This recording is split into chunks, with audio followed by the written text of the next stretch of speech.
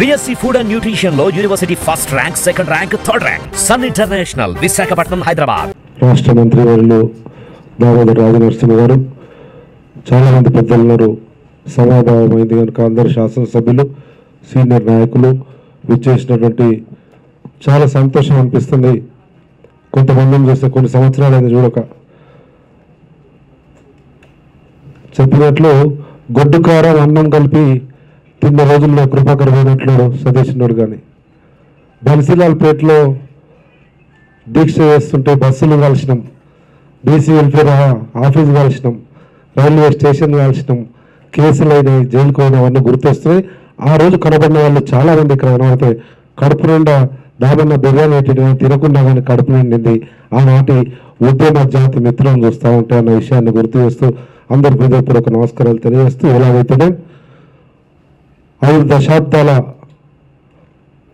అనిర్వచనీయమైన నిర్విరామ పోరాట ఫలితం భారతదేశంలోని రాజకీయ పార్టీలకు, యావత్ భారతదేశ సమాజానికి ఉద్యమం అంటే, పోరాటం అంటే ఇట్లుంటుంది అని తెలియజేసింది మన ఉమ్మడి ఆంధ్రప్రదేశ్ రాష్ట్రంలో ఉన్నటువంటి మాదిగలు చేసినటువంటి మాదిగ ఉద్యమం, దండర ఉద్యమం అనేది ఎవరు కావాలని వాస్తవం అన్న విషయాన్ని గుర్తు చేస్తూనే, ఎలాగైతేనే జడ్జిమెంట్ వచ్చింది. చాలా విషయాలు చాలామంది మాట్లాడినారు, ఆ విషయాల్లో పోను. కానీ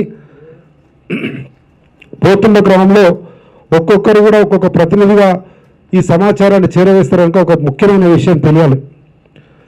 భారతదేశ సామాజిక, రాజకీయ, ఆర్థిక పరిస్థితుల్లో ఉన్నటువంటి నిర్మాణంలో ఏదైనా సమస్య పరిష్కరించాలంటే ఒకటి పార్లమెంటరీ వ్యవస్థ, ఇంకోటి న్యాయ వ్యవస్థ ఉంటుంది.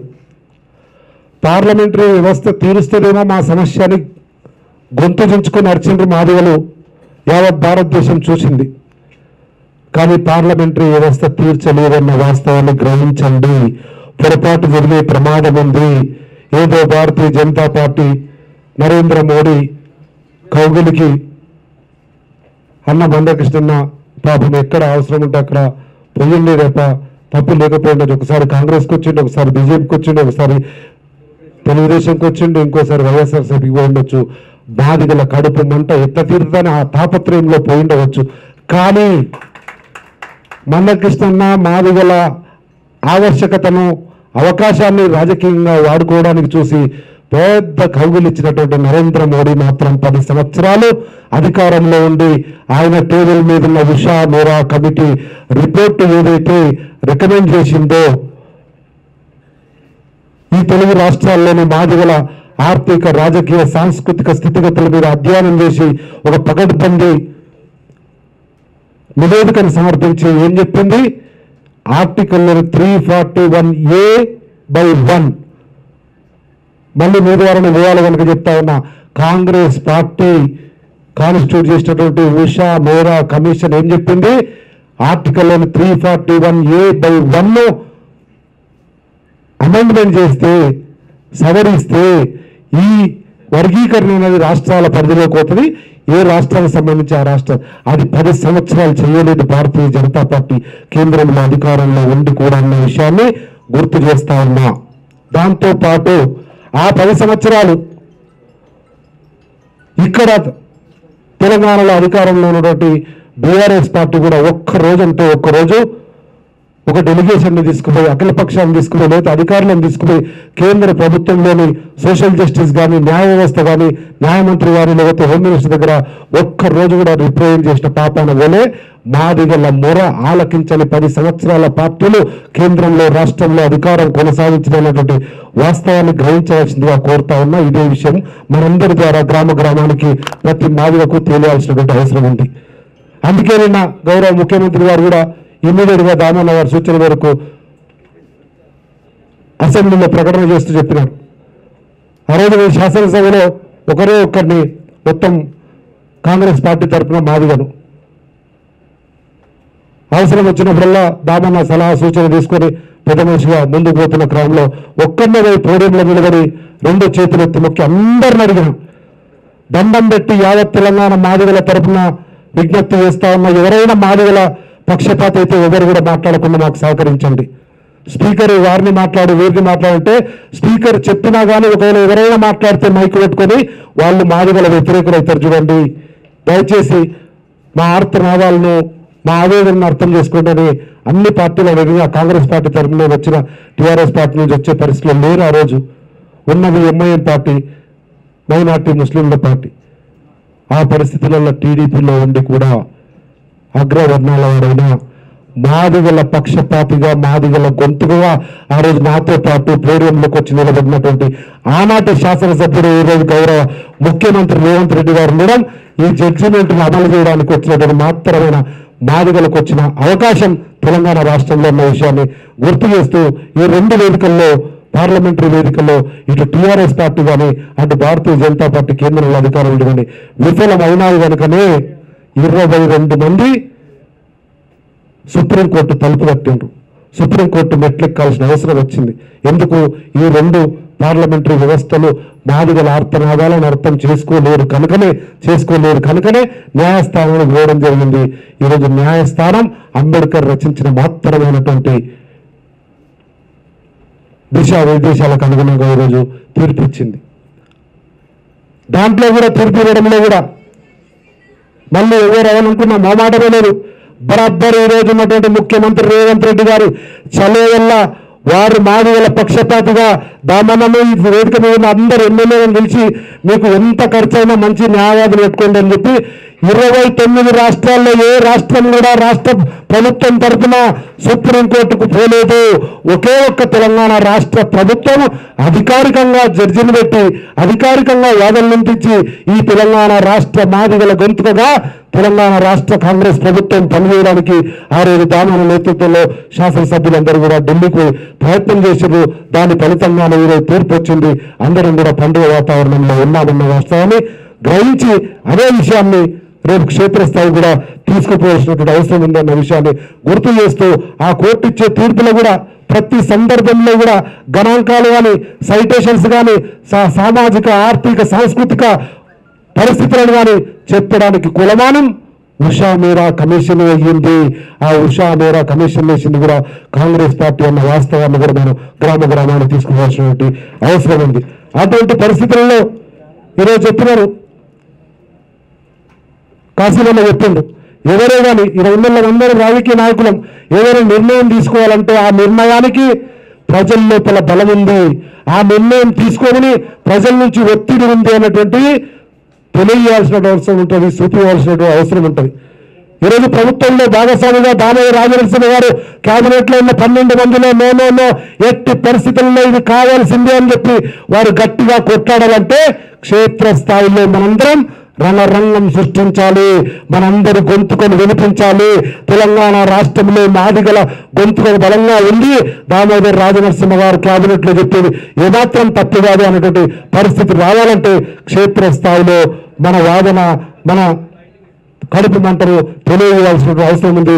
దానికి బలాన్ని చూపించాలి. అదేవిధంగా శాసనసభ్యులు ఉన్నారు, అందరు మాదిగ శాసనసభ్యులు ఉరుకులాడి పనిచేస్తూ ఉన్నారు.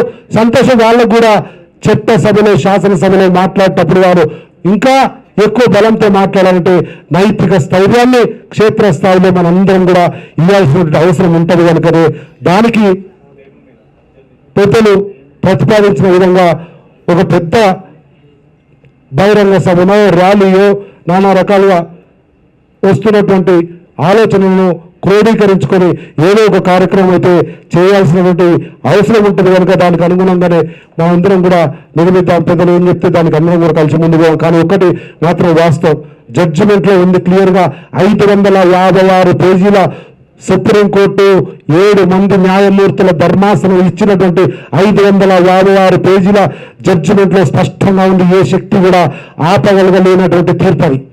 కానీ ఆ తీర్పు చట్టసభలో అమలు పరిచిన రోజే అది క్షేత్రస్థాయిలో అమలు అవుతుంది. కనుక దాన్ని చేయాల్సినటువంటి అవసరం ఉంది. దానికి జనాభా దామాషా ప్రకారం చేయాలి. Proportionate to the population of the state ఆ రిజర్వేషన్స్ ఉండాలన్నది 1761 అన్నది చరిత్ర మాత్రమే. ఈరోజు అది ఉండదు, లేదు, ఉండకూడదు. అదే జడ్జిమెంట్ ఇచ్చింది జనాభా తామాషా ప్రకారం. అంటే ఆ రోజు ఆంధ్రప్రదేశ్ రాష్ట్రం ఉమ్మడిగా ఉన్నప్పుడు మన జనాభా దామాష ప్రకారం ఆ రకంగా ఉండిండవచ్చు. నిష్ణాతులు, న్యాయకోవిధులు, అనుభవజ్ఞులు ఆ రకమైనటువంటి నిర్ణయం తీసుకొని విభజించవచ్చు. కానీ ఈరోజు తెలంగాణ రాష్ట్ర సామాజిక పరిస్థితులలో మన జనాభాది కాదు. అది కూడా 2024లో ఉన్నామంటే 2021ని కులమానంగా తీసుకోవచ్చు.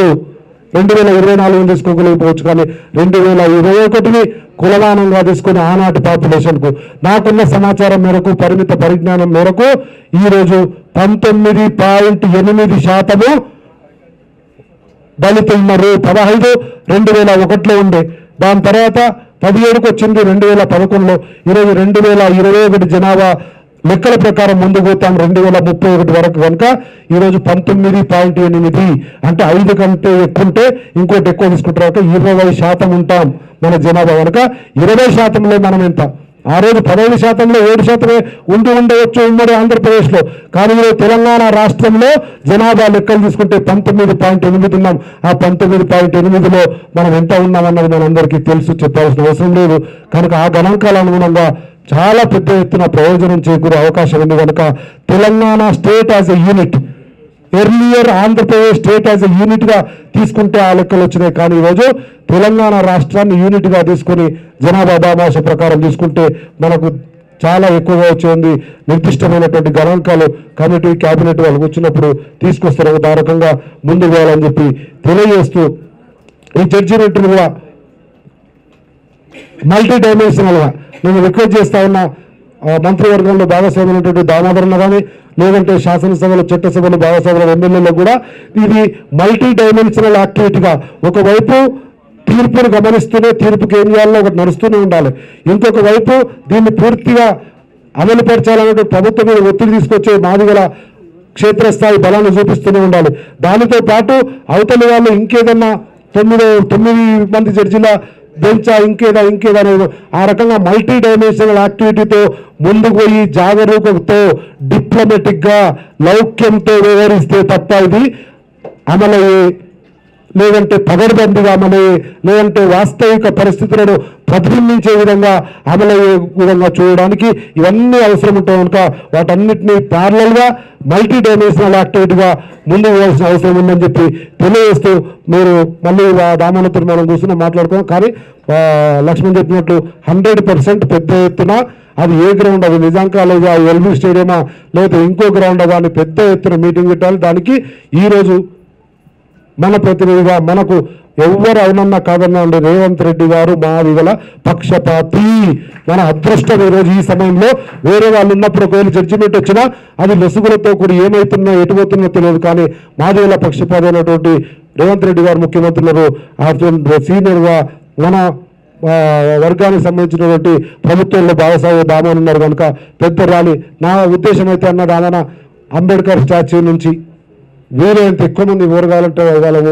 బరాబర్ పార్టీ కాంగ్రెస్ పార్టీ తెచ్చింది, కాంగ్రెస్ పార్టీ ఇచ్చింది, కాంగ్రెస్ పార్టీ చేస్తుంది, కాంగ్రెస్ పార్టీ మాదిగలకు న్యాయం చేస్తుంది అన్నది తీసుకుపోకపోతే నష్టం జరిగే ప్రమాదం ఉంది కూడా ఉంది. ఇప్పటికే అవతల జరుగుతుంది, వాళ్ళు కూడా ముందుకు వచ్చే పరిస్థితి ఉంది. మారిన రాజకీయ పరిస్థితిలో ఏం అనుమానం లేదు. బరాబర్ జాతి ప్రయోజనాల కొరకు ఏం చేయాలని చేస్తాం. అట్లా ఇవాళ అంబేద్కర్ స్టాచ్యూ కాడ నుంచి ఎంతగాలంటే ఆ నుంచి ర్యాలీగా మనల్ని మన కోరిక అందించాలనుకున్న ముఖ్యమంత్రి గారు, ప్రభుత్వంలో భాగస్వామి దామన్న వారు అందరూ కూడా ర్యాలీలో ఉంటారు. మన అందరం కూడా అట్లా ఒక ర్యాలీ పెద్ద ఎత్తున డిమాండ్తో కూడినటువంటి మన బలాన్ని చూపిస్తూ పెద్ద ఎలిబేట్ చేయడం, నిజాం కాలేజీలో మీటింగ్ పెట్టి ఆ మీటింగ్ ద్వారా ఈ మాదిగల కోరిక, మాదిగల ఈ దశాబ్దాల ఆర్తనాదాలను మరియు జడ్జిమెంట్ను తూచా తప్పకుండా అమలు పరచకపోతే ఇబ్బంది వస్తుందేమో అనే కోరేది కాకుండా అమలు పరచడం వల్ల మనకు రాజకీయంగా కూడా లబ్ధి చేకూరుతుంది. ఈ వర్గాలకు న్యాయం చేసిన వాళ్ళ ఉంటుంది ఆలోచన వచ్చే విధంగా మన కార్యాచరణ ఉండాలని చెప్పి కూడా మీ అందరికీ విజ్ఞప్తి చేస్తూ, పెద్దలందరికీ ఆ వైపుగా అడుగుగా అని చెప్తూ, ఈ కలయిక అనేది ఇంకా రోజు రోజుకు క్షేత్రస్థాయికి పోవాలి. క్షేత్రస్థాయిలో కూడా వాస్తవాలు తెలియజేయడానికి మనందరం కూడా ప్రయత్నం చేద్దామని చెప్పి తెలియజేస్తూ చాలా సంతోషం అనిపిస్తుంది. మళ్ళా మన జాతి అంతా కూడా ఒక్క దగ్గర కలుసుకున్నందుకు హృదయపూర్వకంగా ఈ కలయికకు ధన్యవాదాలు, కృతజ్ఞతలు తెలియజేస్తూ సెలవు తీసుకుంటాను. Thank you. జై భీమ్, జై మాదిగ.